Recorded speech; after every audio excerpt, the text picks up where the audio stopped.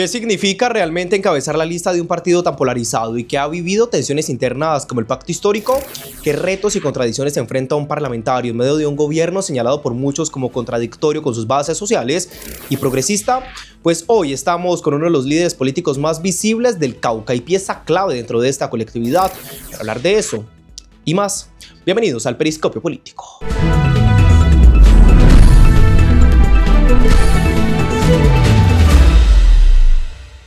Don Alfonso Luna Heller, director del medio de comunicación Proclama del Pacífico, gracias por estar en el Periscopio Político. Muchísimas gracias, Juan Sebastián. Hoy es un día muy especial. Es muy especial porque tenemos un invitado también muy especial.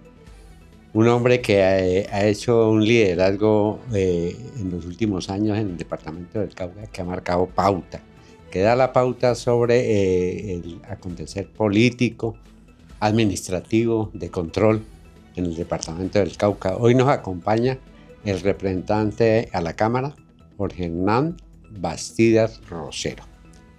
Al doctor Jorge Hernán Bastidas Rosero, pues le damos la bienvenida. Doctor Jorge, esta es su casa. Bueno, muchísimas gracias, don Alfonso, a todo Proclama del Pacífico. Esta sin duda es un extraordinario espacio para poder hablar con toda la audiencia, no solo nortecaucana, sino de la región del Pacífico en general. Y sí, estábamos en mora de poder establecer esta conversación, poder dialogar con esta parte muy importante de la nortecaucanidad y hablar sobre los avances de lo que es la lucha social y política del progresismo en Colombia, en una coyuntura bastante difícil, centrada pues por una gran cantidad de intereses, incluso externos, muy marcados sobre lo que quiere ser la suerte del país. Entonces, es un buen momento para poder hacer esta conversación. Bueno, doctor Bastidas, mire, obviamente que el tema central gira en torno a las próximas elecciones de Congreso y de Presidencia de la República que estará enfrentando Colombia el 8 de marzo, primero, el 31 de mayo. 31 de mayo, sí. Y si hay segunda vuelta, pues en el mes de junio. De manera que toda Colombia, el departamento del Cauca, nos estamos preparando para ese gran acontecimiento. El 8 de marzo, entre otras cosas, es el Día Internacional de la Mujer. Sí, por supuesto. Faltan 51 días. Así es. De manera que ustedes están en una gran campaña. ¿Cómo le ha ido a usted, representante de la Cámara, en ese recorrido por el departamento del Cauca, en esta situación que nosotros vivimos? Todo el mundo sabe que la situación del Cauca es difícil. Sí. No, yo lo que siento es que participamos con mucho optimismo, entre otras cosas porque hay muchos actores que no han sabido leer cuál es la naturaleza del pacto histórico. El pacto histórico no es un grupo de personas. El pacto histórico es una gran confluencia de actores y movimientos sociales de base. Una gran confluencia. Aquí los principales procesos organizativos del movimiento campesino están claramente comprometidos con una agenda transformadora nacional que lidera y que sigue liderando el presidente Gustavo Petro. Y hacen parte de quienes sostienen esa agenda transformadora también una gran cantidad de estructuras indígenas, una gran cantidad de estructuras y procesos organizativos de comunidades afro, una gran cantidad de estructuras y procesos organizativos del movimiento sindical, del movimiento de docentes, del movimiento popular en general. Y también hacemos parte de esto una gran cantidad de liderazgos políticos que provenimos desde diferentes orillas. Hay algunas personas, una gran parte de liderazgos muy importantes a nivel municipal y regional, liberales, que no encuentran en el oficialismo liberal un canal de conducción para sacar al país adelante bajo una agenda de transformación real en el marco de un oficialismo liderado por el doctor César Gaviria, que es un oficialismo que fue el que lideró justamente todo este proceso de privatización del Estado en los últimos 30 años y que por supuesto ya no es una agenda transformadora. Por eso muchos líderes liberales realmente encuentran el escenario de la acción política dentro del pacto histórico. Y por eso el pacto es la sumatoria de una gran cantidad de actores, no es un grupito más, y en eso la gente se estrella. Entonces lo que hacemos nosotros dentro del pacto es un enorme ejercicio de articulación de procesos, buscando que estos procesos no sigan dispersos, que ha sido el extraordinario éxito de las fuerzas tradicionales, que es dividir los sectores populares, y lo que nosotros buscamos es la articulación para presentarnos como un gran frente transformador que nos hemos logrado unir sobre lo nacional. Por eso es fuerte el apoyo a la agenda de Gustavo Petro y va a ser muy fuerte el apoyo también en estas elecciones de marzo, sino que también tenemos un reto por delante, y es que esa juntanza que logramos hacer sobre los propósitos nacionales también lo podamos hacer sobre propósitos regionales, departamentales y locales. Y claro, cuando buscamos la unidad sobre los temas locales, encontramos que muchos de estos actores pues tienen obviamente apuestas enfrentadas, y eso hace que actores muy importantes, progresistas del departamento, cuando yo hablamos sobre temas de departamento, de gobernación y de alcaldías, pues no siempre se coincide, pero creo que la apuesta fundamental que hemos venido haciendo durante todo este tiempo es cómo logramos cada vez más trabajar sobre las coincidencias para tratar de tener una plataforma lo más unitaria y coherente posible, transformadora para un departamento que sí lo necesita. Representante Bastidas, usted estuvo al pie de la lista en la consulta interna del Pacto Histórico en las elecciones del pasado 26 de octubre del 2025, con más de 53.000 votos. ¿Qué lectura hace usted, representante, en esos resultados en términos de legitimidad popular y respaldo interno? Yo creo que de alguna manera el tema de la consulta, pues si bien nos da un resultado muy favorable, ¿sí? Yo creo que tiene sus más y sus menos. Yo diría que los puntos positivos de la consulta, al definir unas reglas de juego específicas, como por ejemplo el tema de que sea una lista paritaria, cremallera, ¿sí? Garantiza ya de fondo que realmente nosotros promovamos el liderazgo femenino dentro de la acción política. Bien sea que ellas ganen el primer lugar o no queden dentro de los primeros puestos, pero se garantiza que ellos estén dentro de una lista que puede jalonar la posibilidad de que existan parlamentarias mujeres dentro del departamento del Cauca.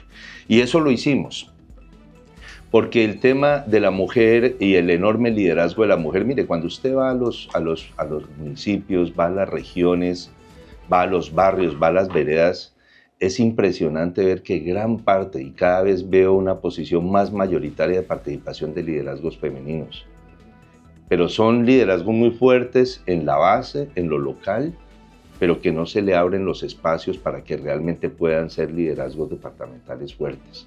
Son contadas las expresiones de mujeres que logran desarrollar un fuerte liderazgo. Y aquí hay que destacar lo de Santander. A mí me parece muy bueno lo de la doctora Lucy, que pudo llegar a la alcaldía y lograr reunir un consenso. Nosotros esas cosas las valoramos. No importa de qué sector político sea, nosotros necesitamos que las mujeres tengan una mayor participación política y democrática en el país, porque esa lucha por la igualdad y la equidad de derechos tiene que mirarse en todas las dimensiones, no solo en las dimensiones económicas, sociales, sino también en la participación política. Y por eso el pacto hace una apuesta muy fuerte de las listas cremallera en todo nivel. Entonces, la consulta garantiza esa participación, ¿sí? Pero, por supuesto, tiene otras dificultades. Al ser una lista abierta, no una consulta cerrada, sino una consulta abierta, tenemos la dificultad de que otros actores que no hacen parte de este proceso le metan la mano a las consultas y distorsionen los resultados electorales. Y a través de este mecanismo puede haber captura de procesos, que es lo que ha ocurrido, por ejemplo, hoy el pacto, que es un resultado extraordinario de la consulta. Creo que todo el mundo subestimó la consulta, pensaban que iba a haber una votación menor, y realmente una altísima participación en la consulta. Tan es así que se desbordó el tema de las mesas previstas, la gente que podía votar, o sea, todo eso se salió de cualquier cálculo. Se subestimó totalmente el tema de la consulta, pero lo único cierto que también debo decirte es que hubo una gran cantidad de actores que le metieron la mano al tema de la consulta, buscando capturar el pacto. Y no solo eso es una definición de candidatos, sino que también es una definición de quienes lideran el proceso del cambio. Entonces fue una ventana abierta para que sectores que no son progresistas intenten manejar un proceso transformador. Representante Bastidas Rosero, evidentemente el departamento del Cauca es mayoritariamente, digamos, ve con muy buenas intenciones, con muy buena actitud al pacto histórico. El pacto histórico ha demostrado ser mayoría electoral en el departamento del Cauca. Y en ese sentido, digamos, el representante Jorge Hernán Bastidas Rosero, pues es el único que prácticamente antes de elecciones puede uno decir que seguirá siendo representante de la Cámara. En ese ambiente, digamos, de superioridad electoral que uno siente, que ve, ¿usted cómo ve el resto de la bancada, pues tratando de hacer adivinar cómo va a quedar el resto de la bancada? ¿Usted cómo la ve? No, yo lo que creo es que no es bueno ese relato, porque la verdad es que nadie está elegido. La elección es el 8 de marzo, usted lo sabe, ¿no? Y de aquí al 8 de marzo cualquier cosa puede pasar. Hay muchas personas que sí, yo entiendo que eso es lo que se dice en muchos sectores políticos, de que ya se está elegido algo, y ese discurso tiene un veneno profundo, que es decirle a muchas de las bases del proceso del pacto histórico que no se necesita la votación. Y eso en el fondo lo que hace es horadar, es minar la enorme fortaleza de la unidad y de la cohesión y del proceso electoral. Pero mismo. No es nuestra intención. No, yo sé, no, claro que no. No, claro que no. Yo lo entiendo muy bien, don Alonso, sino que me refiero, de hecho, lo que haces tú es recoger algo que está allá, sí, que es lo que se dice, ¿sí? Claro. Y que hay que aclararlo, entonces. Hay que aclararlo porque nadie está elegido. La verdad es que nadie está elegido, y nosotros sentimos que es una gran confluencia de actores y de intereses en contra del pacto, justamente porque se evidencia que tiene una potencialidad política muy fuerte. Y lo que está de fondo en el proceso electoral de ahora del 8 de marzo no es la elección de 1, 2, 3 o los parlamentarios, sino que lo que está de fondo es la reconfiguración del poder político en el Cauca. Y claramente el pacto sí lo ha dicho. Uno de los mayores obstáculos para el desarrollo del departamento es la existencia de una dirigencia que ha monopolizado el ejercicio del gobierno en el departamento con unos criterios profundamente retardatarios, que el problema en el Cauca no ha sido la falta de inversión pública, sino la mala forma en que se ejecuta la inversión pública. Aquí ha existido un carrusel en el manejo de los recursos públicos donde se gana gobernación, secretarios de despacho se vuelven candidatos a la alcaldía, ganan a la alcaldía con el respaldo del poder público departamental y luego ponen a todas esas alcaldías a volverse a reelegir en gobernación, y ese círculo vicioso ha venido ocurriendo aquí. Y ese círculo vicioso, si no se derrota, va a ser muy difícil que la inversión pública llegue donde tiene que llegar y llegue de manera eficiente. Aquí no ha sido poca la inversión que ha existido en acueductos en el departamento del Cauca, en Mercaderes, en Bolívar, en muchos municipios. ¿Qué tal en la costa pacífica? Todo el dinero que se ha invertido en acueductos, abra la llave y que encuentra. En alguna parte se esfumaron los recursos durante muchos años. Inversión pública en la recuperación de la red pública de salud aquí en Santander. Incluso hay toda una decisión de sacar adelante el Hospital del Norte. Creo que el gobierno nacional se va a retirar de eso porque no pudieron corresponder en el departamento del Cauca para sacar adelante ese convenio. Entonces, aquí hay realmente un enorme obstáculo en el tipo de dirigencia que tiene el Cauca. Y si no pensamos en eso seriamente, que que es lo que nosotros promovemos dentro del progresismo, cómo hacemos una enorme juntanza de actores sociales para tratar de cambiar la página de lo que ha sido la historia de la dirigencia en el departamento del Cauca, que respeten lo público, que efectivamente estén comprometidos con transformaciones sociales positivas, pues va a ser muy difícil que avancemos. A ver, representante, pero digamos esa es la visión desde el punto del liderazgo hacia las comunidades, de las comunidades hacia sus liderazgos. Yo creo que el departamento del Cauca siente que, por ejemplo, lo más básico que una persona necesita es seguridad. El departamento del Cauca tenía aspiraciones, digamos, con este gobierno que ya está terminando, que la situación de seguridad cambiara, pero ve uno que sigue habiendo territorios, digamos, territorios donde no hay control del Estado. Entonces hay cierta frustración frente al ejercicio de gobierno. Pero en los temas relacionados con el asunto del orden público, y eso no lo podemos negar. Aquí en el departamento del Cauca es un enorme desafío para el manejo del orden público y obviamente de la seguridad ciudadana. Yo creo que es importante señalar lo siguiente. En el departamento se inició una política de paz total que implicó una apertura de diálogos y de construcción de instrumentos de conversación directa para posibilitar la construcción de acuerdos que permitieran superar las situaciones de violencia. Sin embargo, esa decisión generosa del gobierno de aperturar los diálogos no fue aprovechada por los mismos actores, porque en el marco de ese escenario se siguió asesinando a muchos líderes sociales. Esa fue, recuerde usted, los primeros casi 2 años, ¿sí? Hasta que se agotó totalmente el campo de poder sostener esa política, y lo que ocurre es un ejercicio legítimo de la fuerza pública para la confrontación de ese tipo de actores. Ahora, ¿qué es lo que hay de fondo? Aquí en el departamento del Cauca, la ausencia de inversión pública, la ausencia de desarrollo, la ausencia de medios legítimos de sustentabilidad de la población en unas inmensas partes del territorio caucano hizo durante muchos años que muchas partes de la población subsistieran a partir de otras economías que uno puede cualificar de economías de uso ilícito, el tema de los cultivos de uso ilícito, el tema de la minería ilegal. Entonces, esas son economías de subsistencia de muchas personas, pero eso generan unas dinámicas.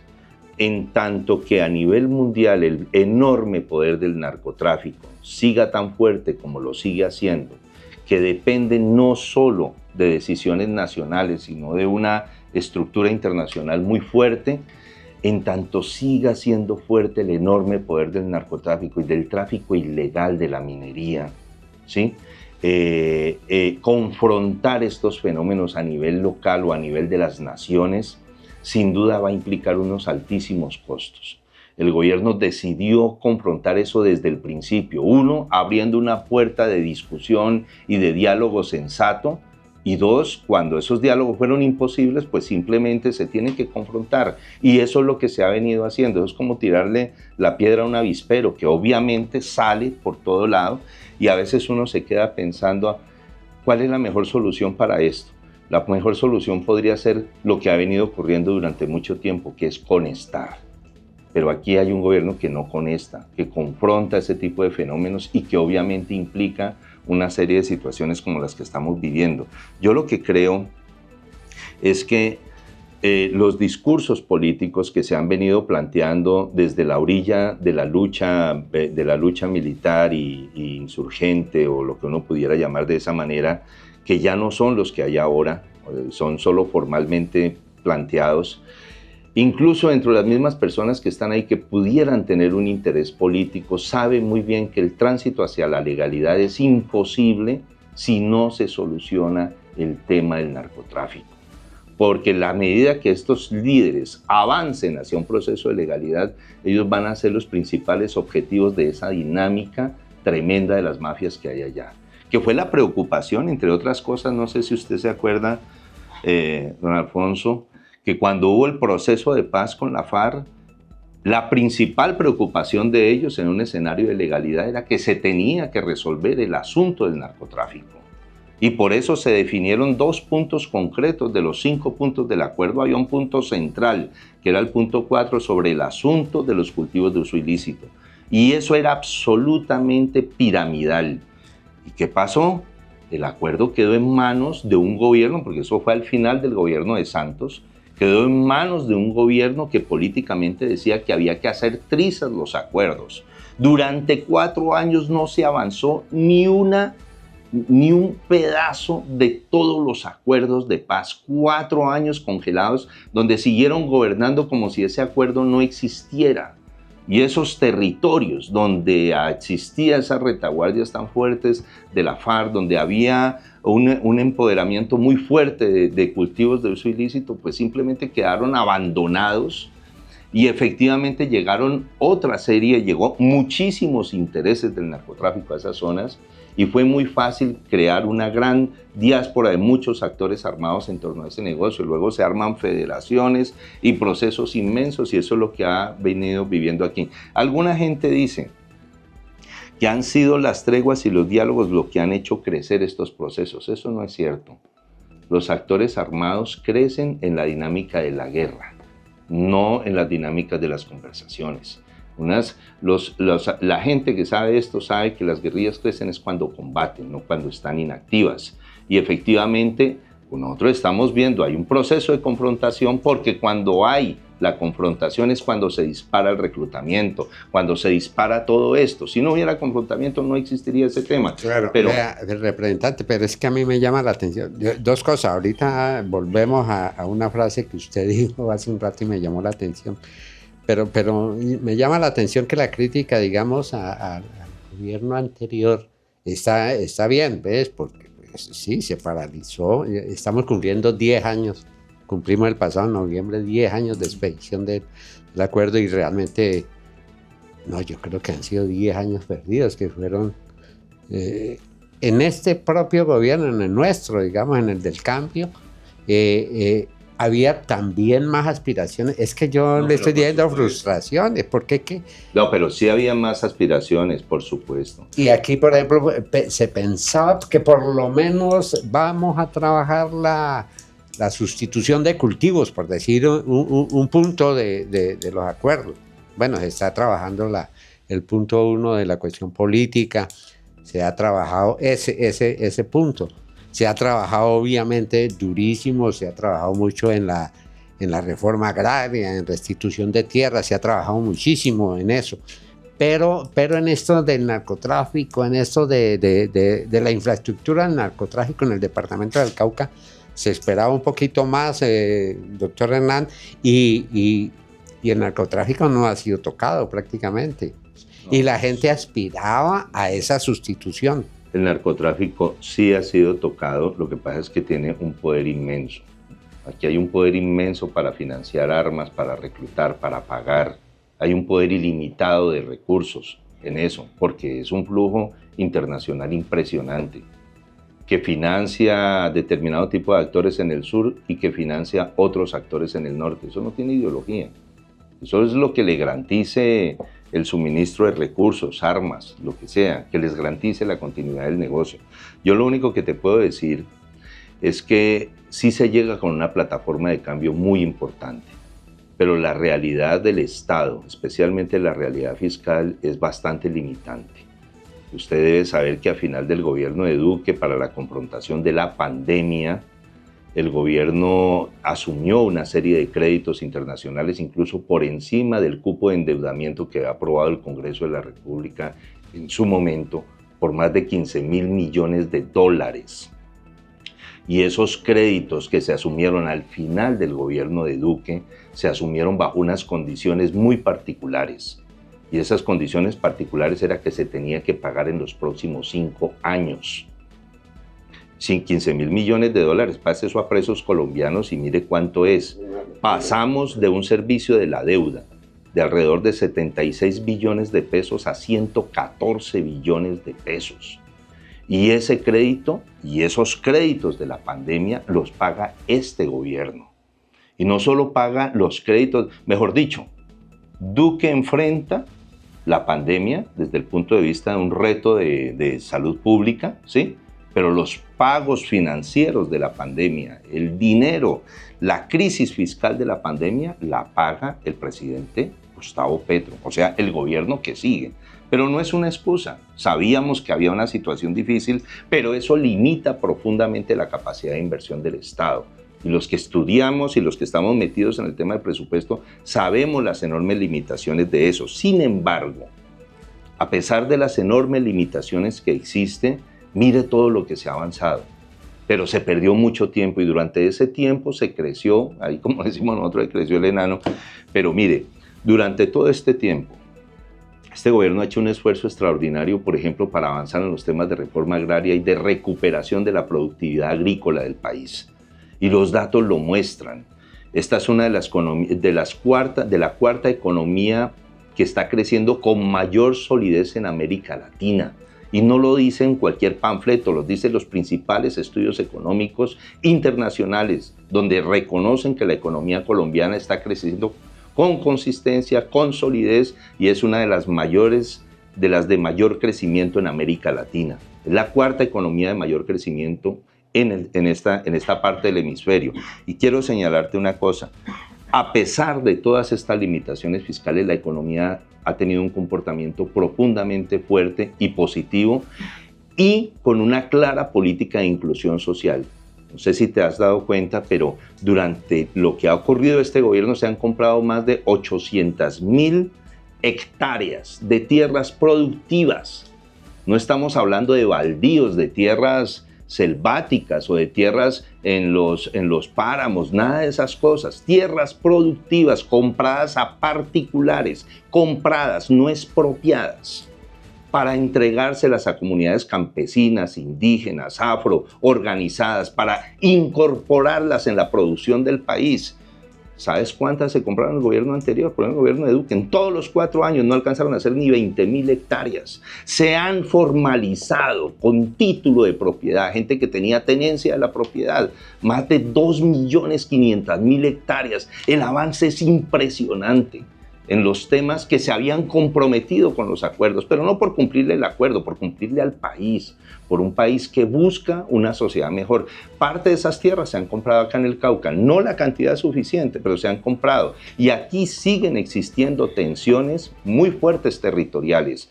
El progresismo es eso, es esa lucha, a pesar de las dificultades, pero aquí nos estamos enfrentando con dinámicas y con actores de mafias profundas. Ojalá la discusión fuera solo política. Si la discusión fuera política, hace rato se habría resuelto. De fondo hay otro tipo de temas que son los que llenan de gasolina e incendian el proceso, y ese epicentro de esa lucha se está viviendo fundamentalmente en el departamento del Cauca.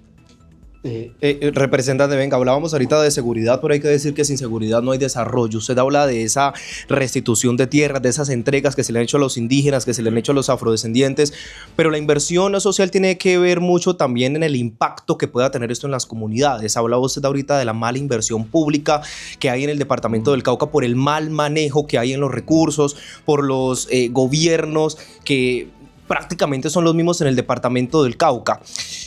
Pero el tema de la inversión social se ha venido tratando hace muchísimo tiempo, el tema del Pacto Cauca, que se le ha venido cambiando el nombre en los distintos gobiernos. Lo firma el presidente Gustavo Petro en Timbío el año pasado, pero ese recurso no ha llegado todavía a los territorios y los alcaldes en estos momentos pues están diciendo qué va a pasar, sale el presidente Gustavo Petro y qué va a pasar con el Pacto Cauca, cómo vamos a llevar ese polideportivo, cómo vamos a llevar esa universidad hasta esos municipios que viven el flagelo de la violencia diariamente, representante.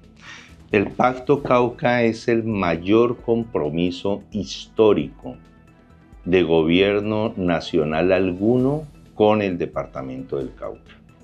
Es una inversión proyectada superior a los 27.5 billones de pesos, que tiene un horizonte de tiempo de inversión de los próximos 10 años. Que compromete con apoyo de Confis, que compromete con asegurabilidad financiera pública las vigencias de los próximos 10 años. Y usted no puede tocar las vigencias futuras.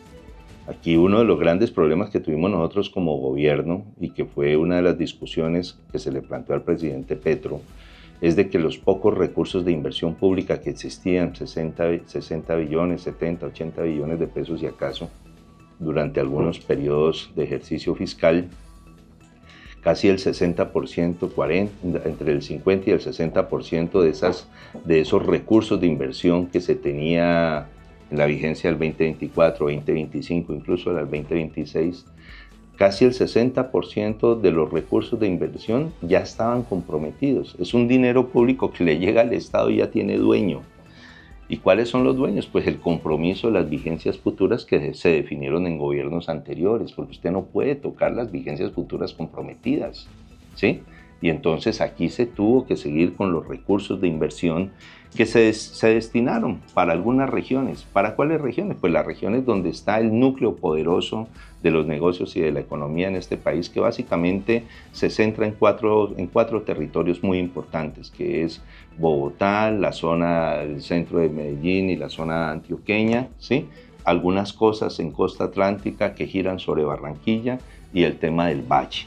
Es que si uno pudiera hacer un mapa de la riqueza y de la pobreza en Colombia y lo cruza con un mapa de la inversión pública que ha ocurrido en los últimos 100 años, usted se da cuenta que la diferencia en el desarrollo social y económico de los territorios tiene que ver con en dónde se ha hecho la inversión pública sustantiva en la historia del país. Y la inversión pública la hace la nación, y la hace la nación favoreciendo determinados núcleos económicos que tampoco favorecen a toda la población que está ahí, sino a los grandes negocios y conglomerados. Entonces, lo que ha venido haciendo este gobierno, ¿sí?, es cambiar esa lógica.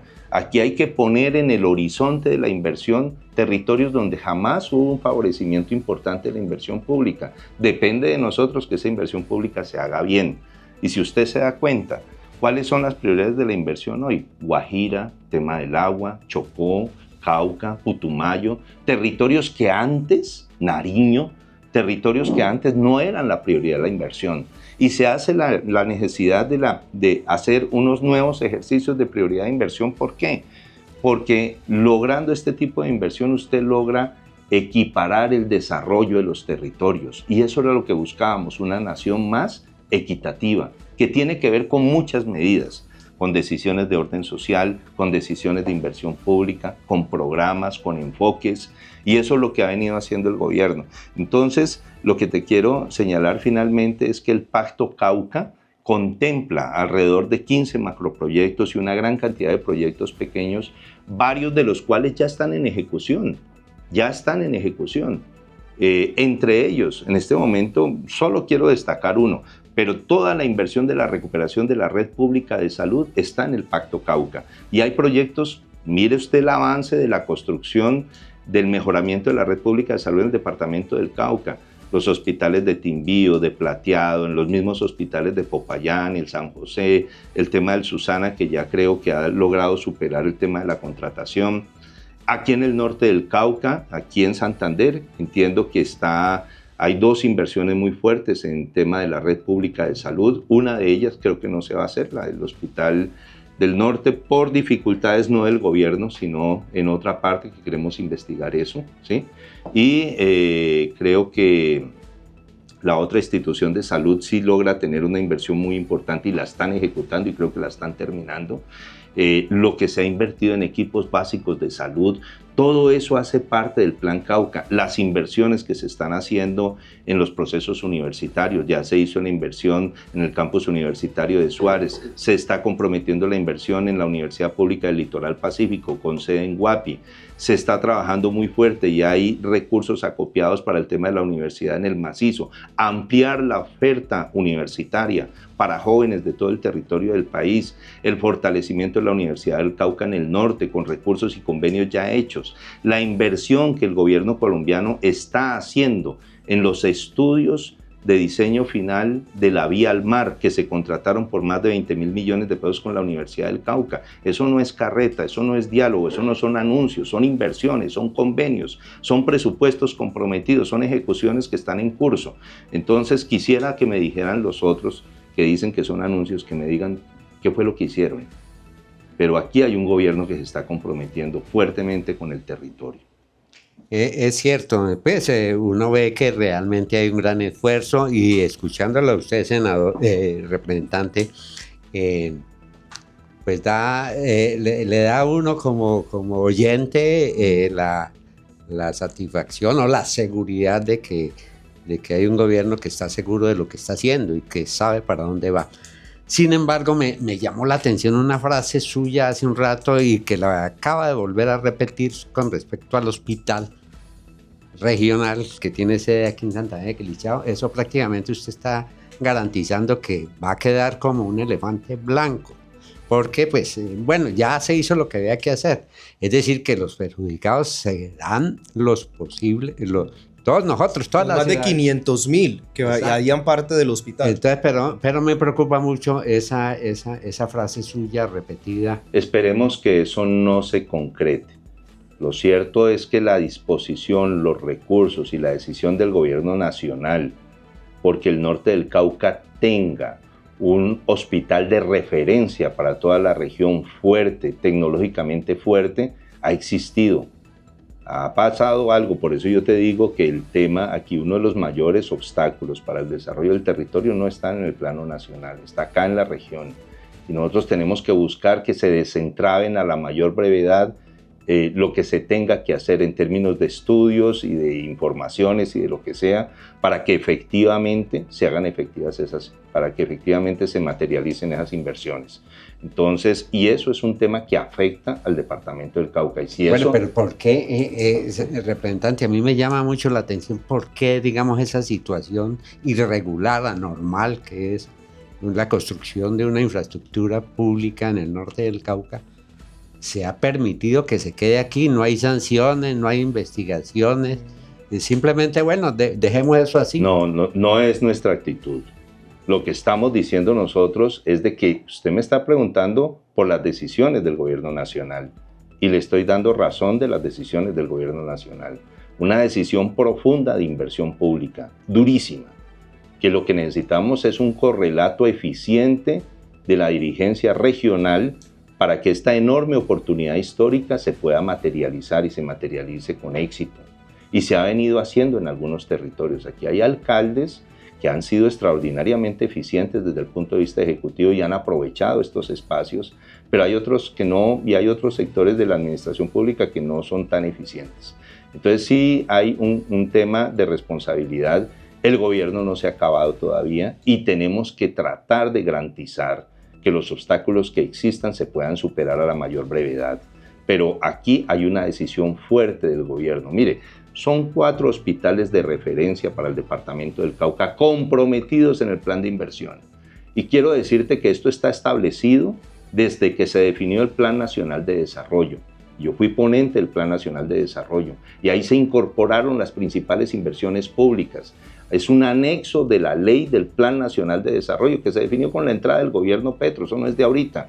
Y dentro de ese plan de plurianual de inversiones quedaron fortalecimiento de toda la red pública de salud, en Popayán con los hospitales del centro, en el sur con el Hospital del Sur, con epicentro en el Bordo Cauca, que esperamos que eso se avance, porque eso está establecido desde hace 3 años, el hospital de referencia en el norte, con sede aquí en Santander de Quilichao, y el hospital de referencia para la costa pacífica con sede en Guapi. Y esas inversiones van a fondo, eso está avanzando. Oiga. Pero entonces aquí sí lo que nos hace falta es qué es lo que estamos haciendo. El tema no es nacional, el tema es regional. Y obviamente hay que hacer un balance de eso y hay que pedir la información de manera muy concreta para saber qué es lo que está pasando. Y quiero señalarte algo más. Hay un ejército inmenso de personas financiadas por el gobierno nacional, por nuestro gobierno, para hacer realidad los programas, los equipos básicos de salud. Los equipos básicos de salud, de poder ir a las casas, poder hacer el tamizaje, poder hacer la caracterización, poder atender a la gente de manera preventiva, comunitaria, con enfoque familiar y comunitario. Es una cantidad de personas contratadas. Aquí solo en Santander hay más de 300 personas que hacen parte de los equipos básicos de salud. Y están más de 300 solo en Santander, en Popayán, en todo el departamento del Cauca. Eso no es inversión pública. Una inversión pública grande, alta, sostenida, Claro. para sacar adelante. Y lo peor de todo, quiero decirte, que gran parte de esas fuerzas de personas, de médicos, de personal de salud, el ejercicio pésimo de la política en nuestra región, los están usando para hacer fuerza electoral, incluso apoyando liderazgos que están en contra del gobierno. ¿Qué tal? Pero uno escucha a los gobernadores y le echan la culpa al gobierno nacional. Dicen el problema viene del gobierno nacional de que no envía los recursos a las diferentes regiones. ¿A quién le cree uno, representante? Pues hay que traer a los voceros del gobierno nacional. Si quieres se los coloco aquí y ustedes los entrevistan. Estamos viendo en estos momentos la crítica situación que hay de 20 gobernadores que no quieren en estos momentos aceptar la emergencia económica decretada por el gobierno. Entonces uno dice, bueno, y uno habla con el gobernador y dice, bueno, pero no llega el recurso de inteligencia militar a la policía, al ejército por parte del gobierno. No llega este recurso para el PAE por parte del gobierno nacional. Entonces uno dice, le estamos generando confusión a la gente. ¿Qué está pasando realmente por el bienestar de la ciudadanía? El gobierno nacional está comprometido en sacar una agenda muy fuerte de cambio y de inversión pública. Lo que pasa es que se desconoce. Y hay sectores en las regiones que no le interesa hacer evidente eso. Por eso este tipo de conversaciones son importantes, porque aquí se confrontan relatos que no son ciertos. Por ejemplo, la Colombia Mayor. Colombia Mayor hay 42.000 cupos nuevos de apoyos monetarios a la población más pobre y más necesitada del departamento del Cauca de adultos mayores. 42.000 cupos nuevos. Cada uno de los 42.000 cupos nuevos son en promedio un apoyo de 230.000 pesos, que reciben casi 7 veces en el año. Yo pregunto, aquí en Santander se incrementó alrededor en 2.000 o 3.000 cupos para adulto mayor. Y no sé en cuántas personas, yo creo que deben ser alrededor de unas 10.000, no tengo bien el dato, pero uno se pone a preguntar, uno puede hacer una operación de decir son alrededor de 8.000 o 10.000 beneficiarios que cada uno está recibiendo 230.000 pesos de auxilios monetarios, ¿sí? Por 8.000 personas, 230.000, y en el año reciben eso entre alrededor de 7 u 8 giros. Eso es un resto de plata, claro. Solo para un municipio. No lo reciben los alcaldes, no lo reciben cooperativas, lo recibe la gente más pobre del territorio. Eso es una inyección de recursos para la economía de un municipio. Y el incremento ha sido fuerte. Entonces, la estrategia del gobierno del cambio ha sido cómo logramos que Colombia sea una sociedad menos inequitativa, un poco más justa, más equilibrada. Y las decisiones en función de esa dirección son múltiples. Primero, con inversión pública en los territorios en donde jamás se ha invertido para equilibrar el desarrollo. El Pacto Territorial Cauca es una demostración del sentido de hacia dónde va un gobierno progresista, porque hay que equilibrar las cargas del desarrollo. 2, la reactivación del campo con la compra de tierras, con el apoyo. Miren, pregúntele a un agricultor, a cualquier agricultor aquí en Santander, ¿cuánto le valía los insumos agropecuarios cuando llegó este gobierno? 230.000, 240.000, un bulto de insumos, de cualquier tipo de insumos en promedio ese era el valor. Hoy están en 120.000 pesos porque hubo una política clara de reducir los insumos. 2, hay una política clara por hacer acuerdos que permitan la sostenibilidad de precios del sector agropecuario dignos, como se ha venido haciendo en café, en cacao. Un ejercicio impresionante en la política exterior de este país por abrir nuevos mercados a los pequeños productores. Hoy se está exportando café a Arabia, a China, a otros destinos, ¿sí? No hay una monodependencia, hay un esfuerzo extraordinario de todo este impulso renovador por abrirle las fronteras a la economía de este país y no solo para los grandes empresarios, sino para los pequeños empresarios. El caso del café en el Cauca, que es en su mayoría son pequeños minifundios de comunidades campesinas. Entonces, hace poco estuve yo en Florencia, Cauca, y en una de esas reuniones salió un campesino y decía, le cuento, doctor, que nosotros al lado del cultivo de coca estamos intercalando con café y están produciendo café. Y te digo, ¿alguien los obligó a hacer a ellos sustitución? ¿Alguien les obligó a que sacaran las matas de coca? No. El tema de las economías de uso ilícito no es un tema militar, porque también hay que quitarse ese tema de que es que hay que más fuerza pública, no, señor. El tema de las economías de uso ilícito es es una guerra económica. ¿Cómo logramos nosotros que la economía de los alimentos sea mucho más rentable y sostenible? Y eso no es una decisión que se logre de un día para otro, ni siquiera en meses. Ni siquiera creo que con un gobierno se necesita sostener el esfuerzo. ¿Sí? Y eso es lo que se está peleando ahora en las elecciones, la posibilidad de que se renueve el mandato de un esfuerzo progresista en Colombia. Bueno, representante, pues retomemos el tema, es que nos desviamos. El tema son las elecciones, sí, el día Pero todo esto tiene que ver con las elecciones. Claro, es que tenemos que estar. Es que la gente ojalá aproveche, nos escuche al representante a la Cámara, sí. Jorge Vacías, que sepa que hay fundamentos por qué es necesario mantener esta política del cambio. A mí me parece. De pronto, a veces, nuestra ignorancia lo hace sentir un poco incómodo, pero tenemos que preguntar cosas. A mí me parece muy bien, porque es que es el debate que hace falta, el debate que nosotros necesitamos hacer. Bueno, mire, yo le vi ayer, antier, un comunicado en su portal, un pulso que tienen allá con el Hospital San José. Bueno, es que Popayán pues es nuestro, ¿no? Ese comunicado, ¿cómo va ese asunto? Eso es del diario vivir de la gente de Popayán no, y de todos nosotros los caucanos, nosotros hacemos uso de ese hospital también. Pues hay un relato que indica que por culpa del gobierno nacional es que se tienen que suspender servicios, que no se le está pagando al personal de salud, que el problema de los medicamentos. Entonces lo que nosotros hemos pedido al gobierno nacional es que nos aclare si realmente ellos tienen responsabilidad en ese tema, porque ese es el relato que se dice. Y entonces hemos pedido la intervención del Ministerio de Salud a través de una mesa técnica. Lo que pedimos nosotros fue una mesa técnica, encabezada por el Ministerio de Salud, por la Superintendencia de Salud, por las EPS intervenidas, ¿sí? Con el señor alcalde y con el señor gerente. Eso fue lo que pedimos.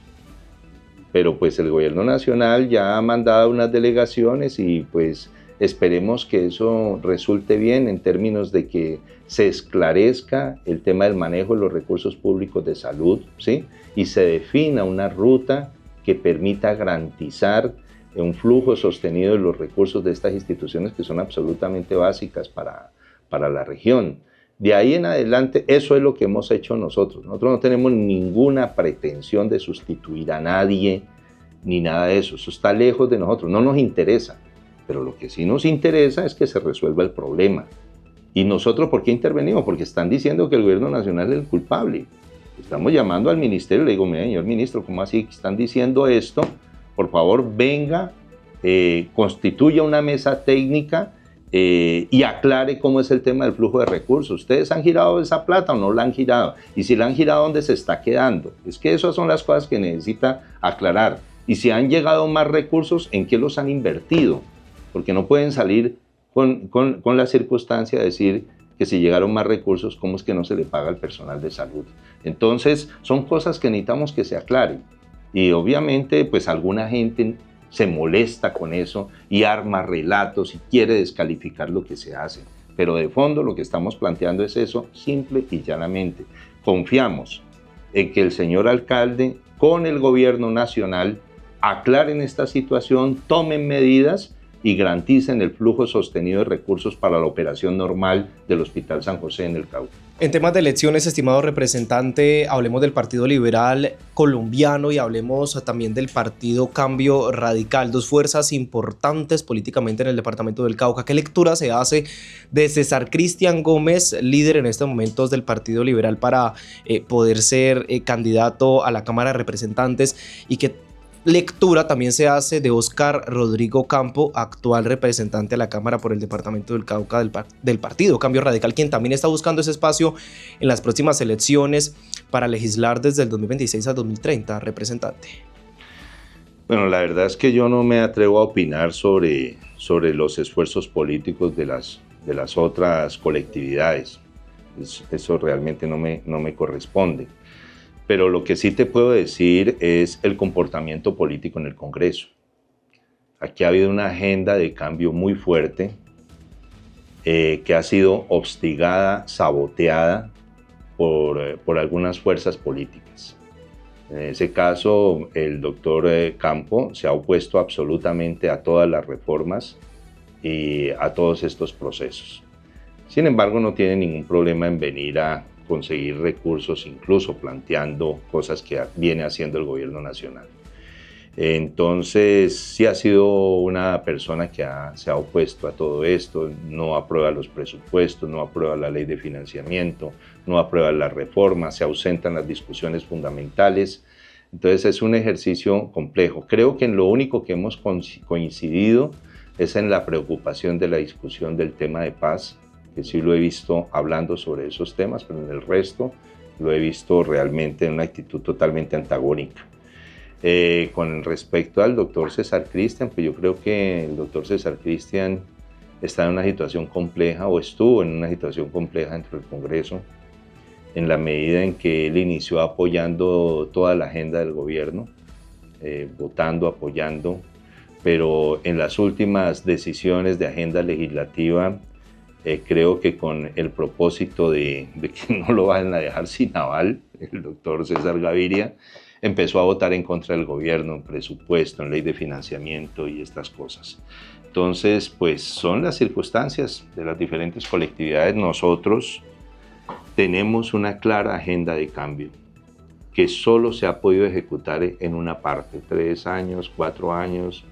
El gobierno de Gustavo Petro es un gobierno que inicia un proceso de transición. Para muchos sectores de la derecha harían todo lo posible por lograr de que esto sea flor de un solo día. Pero yo creo, por lo menos con lo que vivo en el departamento del Cauca, con lo que siento en la lucha de muchos sectores sociales que están absolutamente esperanzados de que un proceso transformador en el país se sostenga, yo siento que todo este proceso progresista llegó para quedarse y que que estamos en el inicio de un proceso que va a durar varios años. Entonces, lo que nosotros necesitamos es que todas las fuerzas progresistas del departamento del Cauca consolidemos la unión de las fuerzas progresistas. Aquí, como te dije antes, hay que aprender a ver el pacto para que la gente no se equivoque. El pacto no es Jorge Bastidas, el pacto no son las candidaturas, el pacto es una sumatoria de muchos esfuerzos sociales y políticos de organizaciones populares, campesinas, indígenas, sindicales, que nos unimos en la necesidad de impulsar una gran agenda transformadora del país y que nuestro reto es que esa agenda transformadora no solo sea nacional, sino que también sea regional y local. Sí. Algunos analistas en el departamento del Cauca, representante, señalan que el panorama electoral en este departamento se ha fragmentado tanto que podría favorecer a bloques minoritarios. ¿Cree usted que hay riesgo en que los votos se dispersen y que terminen debilitando la representación caucana en la ciudad de Bogotá? No, de todos modos, no, aquí la idea es saber qué posturas políticas van a tener una mayor representación en el Congreso. Si van a haber posturas progresistas mayoritarias por parte del departamento del Cauca, como ha venido existiendo hasta ahora. Yo quiero decirte que de 4 representantes a la Cámara, 2 fueron del pacto, ¿sí? O sea, hubo el 50% de representación progresista aportada por el departamento del Cauca. Las 2 circunscripciones indígenas fueron progresistas.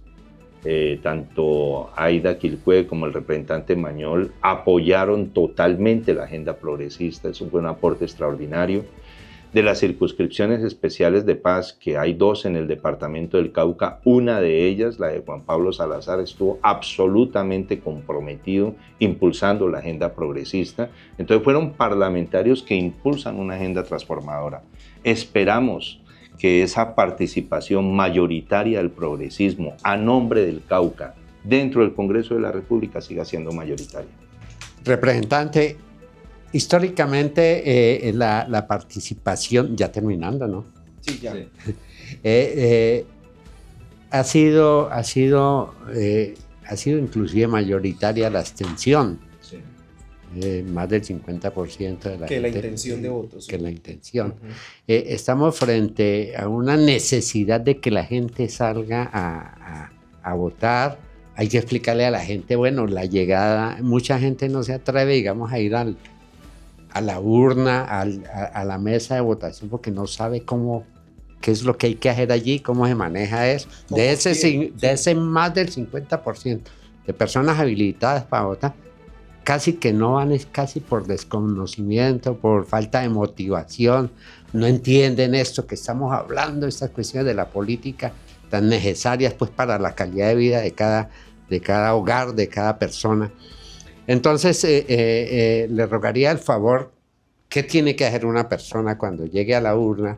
Allá le van a entregar el 8 de marzo, el Día Internacional de la Mujer, le van a entregar un tarjetón de Cámara, un tarjetón de Senado, listo, ¿no? En los sectores urbanos.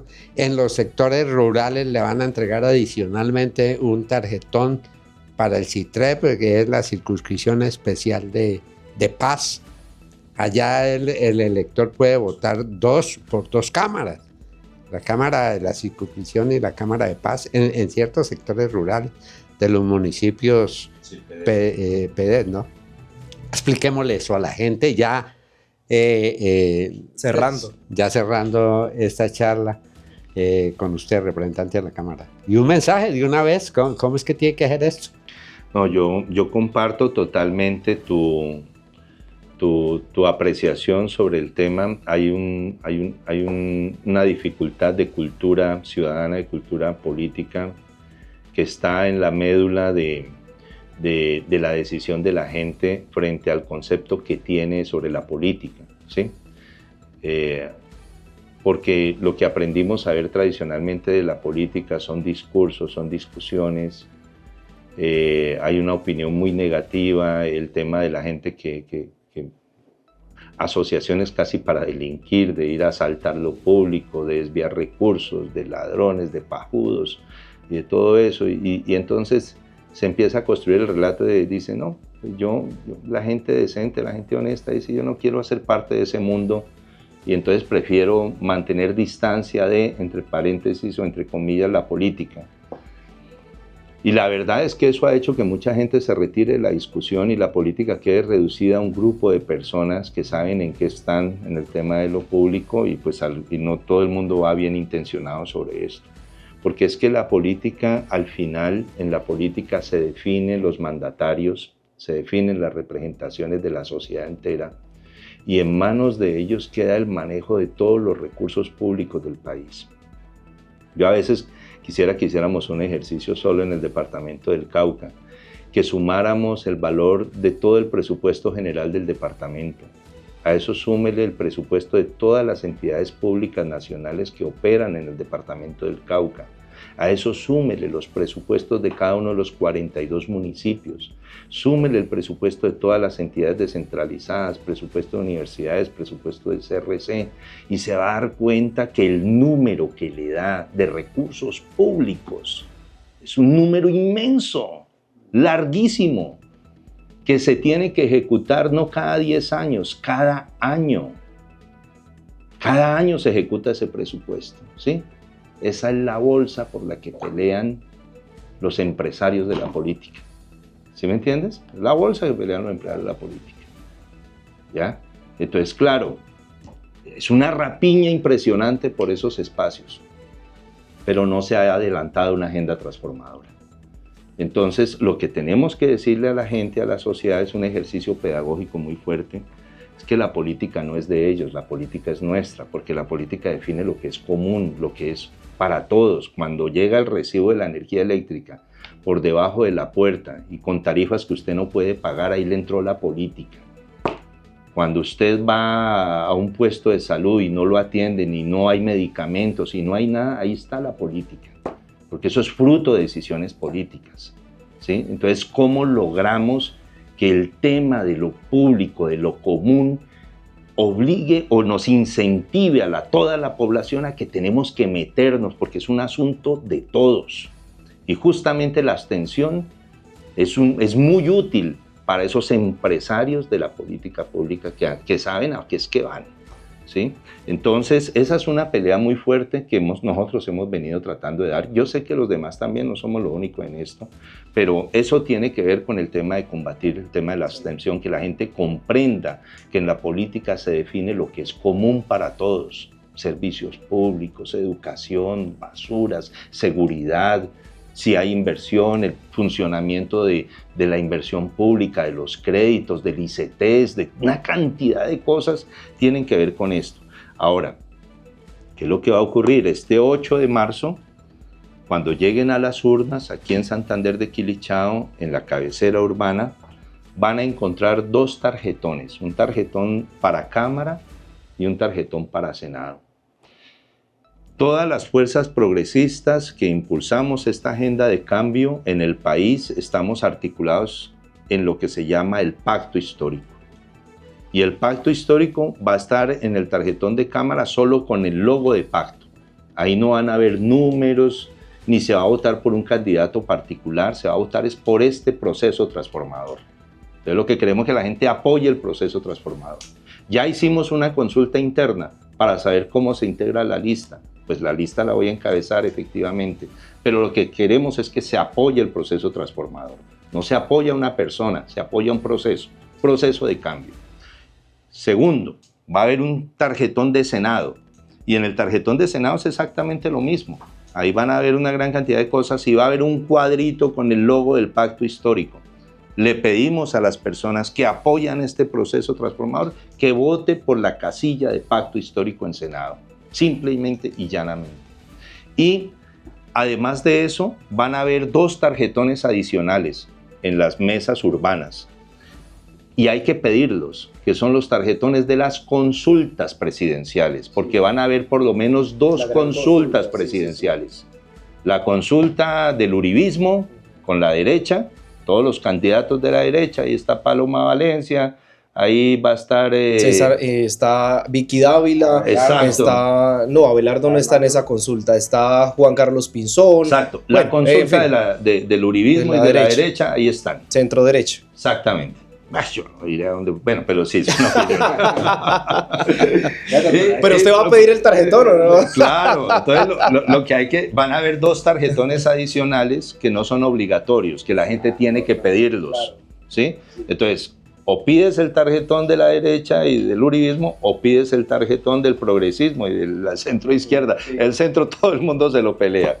Entonces, en el tarjetón del progresismo del pacto o del Frente Amplio que se llama, ahí va a estar la candidatura de Iván Cepeda, va a estar la candidatura de Roy Barreras, va a estar la candidatura de Camilo Romero, va a estar la candidatura probablemente de Clara López, y se está definiendo qué otras personas van a ser parte, va a estar la candidatura de Daniel Quintero.